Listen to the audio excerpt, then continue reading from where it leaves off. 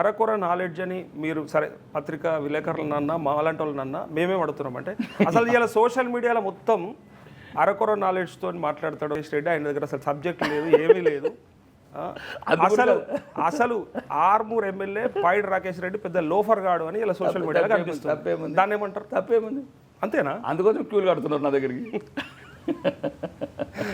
అంత పెద్ద విమర్శ వస్తాయి కూడా. ఏంది డెమోక్రసీ? ఎవరినైనా ఏమనొచ్చు. ఎవరిని మరి అదే ప్రధానమంత్రి అంటే మీరేమో ఆయన దేశకి నేత, విశ్వనేత. ఆయన ఒకటి ఆయన అనొద్దు.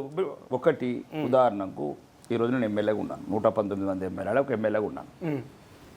ఓకే, మంచిగా చేయడం అనేది ఒక ఎమ్మెల్యేగా ఎన్నికయ్యాను నేను 2.5 సంవత్సరాల నుంచి. ప్రభుత్వం కాంగ్రెస్ ప్రభుత్వం ఒకవేళ మేము ఏదైనా తప్పులు చేస్తే, అవినీతి చేస్తే, అక్రమాలు చేస్తే ప్రభుత్వంకు ఫ్రీడమ్ ఉంది. మా మీద ఎట్లాంటి చర్యలైనా తీసుకోవచ్చు, ఏ రకంగానే తీసుకోవచ్చు, ఎందుకంటే ప్రభుత్వం వాళ్ళది కాబట్టి. ఒకటి. రెండోది, ఓకే మేము ఏం మాట్లాడుతున్నాం 2.5 సంవత్సరాల నుంచి అసెంబ్లీలో కావచ్చు, బయట కావచ్చు, మీరు అన్నట్లు వేదికలో కావచ్చు, లేకపోతే ఇంటర్వ్యూల ద్వారా కావచ్చు, ఏం మాట్లాడుతున్నా అన్ని అవి రికార్డెడ్ అయి ఉంటుంది. ఈరోజు నువ్వు నేను మాట్లాడినా, ఇంతకుముందు నీ ఇంటర్వ్యూ మన ఇద్దరితో ఉన్నది ఇప్పటికి ఉంటుంది కదా లైఫ్ లాంగ్. కాబట్టి సబ్జెక్ట్ ఉంది, సబ్జెక్ట్తోనే మాట్లాడుతున్నాను. నేను దేనికి సిద్ధం అంటున్నాను. నువ్వు అడిగే ప్రశ్నను బట్టి నేను సమాధానం ఉంటుంది తప్ప సబ్జెక్ట్ ఇప్పుడు నువ్వు అడిగినావు మాట్లాడుతుంటే పచ్చగా ఉన్నదాకు అంటే నేను దానికి సమాధానం చెప్తాను. ఇప్పుడు నువ్వు అడిగేటప్పుడు ఒక పద్ధతితో అడుగుతున్నావు కాబట్టి పద్ధతితో చెప్తాను, అంతేనా కాదా? ఇప్పుడు మీరు రామ్జీ గురించి అడిగారు, దాని గురించి అడిగారు, రకరకాలు అడుగుతున్నారు. దట్ ఇస్ ద మీనింగ్ ఉంది. అనుకోకుండా ఇక ఆకు పచ్చగా ఉంది ఏందన్న అంటే ఇక నేను దానికి వచ్చేద్దాం, పచ్చగానే ఉంటాయి బాబా ఇక దానికి చెప్పవలసి వస్తుంది. కాబట్టి ఎప్పుడే కొన్ని జనరల్గా నేను అనే ఉద్దేశం అరకొర సమాధానం. కానీ ఒక భారత ప్రధానమంత్రి, రాష్ట్ర ముఖ్యమంత్రి, మనము వ్యక్తులుగా రేవంత్ రెడ్డి నాకు నచ్చకపోవచ్చు. మీరు అన్నమాట యుద్ధాల కోసం అంటే యుద్ధాలు, మీరు అదే అంటే యుద్ధాలంటే మీకు దేశంలో అలజడులు సృష్టించబడుతున్నాయి అంటే ఎన్నికలు వస్తున్నట్టు, లేదా ఎన్నికలు వచ్చే మీకు అరకొర సమాధానం. అది ఎందుకంటే అది ఎందుకు ఇప్పుడు కూడా చెప్తున్నాం మళ్ళీ అంటే వాదన లేదన్న అదే చెప్పబోతుంది నరేష్. వాదన ఉంది కదా నరేష్, నేను చెప్తున్నాను. ఎందుకంటే ఇంతకుముందు మీకు ఒక రికార్డెడ్గా చెప్తాను. 35,000 మత ఘర్షణలు జరిగినాయి చిన్న పెద్ద దేశంలో. అవి రికార్డెడ్ అంటే ప్రజలకు దృష్టికి అంత రానియలేదు. ఈ రోజు ఏ ఒక్కటి జరిగిన వస్తున్నది, ఎందుకంటే దేశాన్ని బాగా కట్టుదిట్టంగా తయారు చేసాం. సోషల్ మీడియా కూడా పెరిగింది, అడ్వాంటేజ్, సోషల్ మీడియా బాగా అడ్వాంటేజ్. అప్పుడే 22 రాష్ట్రాల్లో మేము అధికారం ఉన్నాం. ఎక్కడ కూడా ఇట్లా జరిగాయి మత ఘర్షణలు, ఎక్కడ కూడా 99%.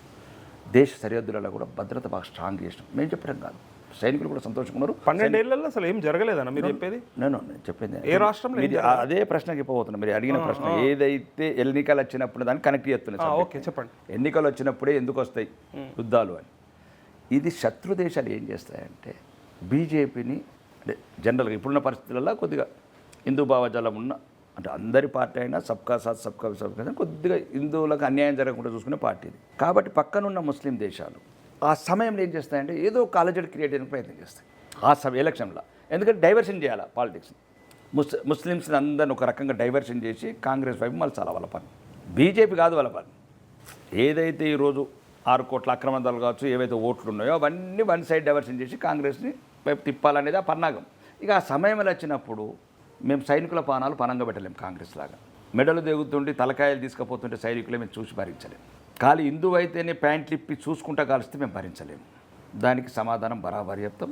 ఓ జబ్కా భారత్ నహీ అబ్కా భారత్ హై, అబ్కా మోడీ కా భారత్. దీంట్లో ఎటువంటి తేడా లేదు. మీరు చెప్పిందని కరెక్ట్ చెప్తున్నాం, క్లియర్. మేమన్న పదం కాదు, గుస్కే బి మారితే. ఓకే, దీన్నే రాకేష్ రెడ్డి మతతత్వవాది అని అంటారు. దీనికి మాత్రం ఏం సంబంధం? మమ్మల్ని చంపితే మేము అంటే ఏం చేయాలి? దేశం ఏం దేశం మళ్ళీ చేస్తున్న పని ఏంది? మళ్ళీ దేశం ఏం దేశం అంటే పాయింట్లు తీసుకొస్తారా? సెక్యులర్ దేశం పాయింట్ మళ్ళీ ఇది దీనికి సంబంధం చెప్పు. ఆ రోజు నువ్వు ఉంటే అర్థమయ్యేది ప్యాంట్ ఇప్పేవాళ్ళు. అది 100% తప్పు. అది చేస్తుంది మళ్ళీ అందుకోసమే ఎక్కడి నుంచి అయితే నీకు తీవ్రవాద చర్యలు, ఉగ్రవాద చర్యలు ఏ గ్రౌండ్ మీద ఉన్నాయో ఆ గ్రౌండ్ మీద కొట్టాం. एक दिन के अंदर ऑपरेशन सिंदूर, जो सिंदूर जिन्होंने उड़ा दिया हमारा जो माँ बहनों का, उसका सिंदूर से समाधान दिया हमको. తప్ప మేము పోయి ఎవరిని ఏమనలేదు. మమ్మల్ని అంటేనే అదే చెప్తున్నాం. సైనికులను చంపితే చూసినారు. సైనికులు అంటే ఏందండి? దేశంలో ఎన్ని వేల మందిని చంపారండి. తుప్పుపట్టిన ఆయుధాలు ఇచ్చారు, బోపార్స్ ఆయుధాలు ఇచ్చారు, పేలని తుపాకులు. ఎవరండి ఈ దుశ్చర్యకు పాల్పడ్డది? ఎవరండి? మేము అనేది రాజకీయాలు పక్కన పెడదామండి. ఎలక్షన్లో మాట్లాడతాం రాజకీయాలు. మేమేం చేసినామో చెప్తాం.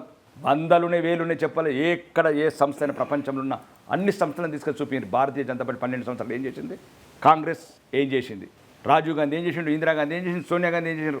కాబట్టి నరేష్ ఇష్యూ అది కాదు. మనకు రాజకీయాలు ముఖ్యమైతే రాజకీయాలు మాట్లాడదు, కానీ దేశ భవిష్యత్తు కూడా ముఖ్యమే నరేష్. ఈ దేశం బాగా కోల్పోయింది.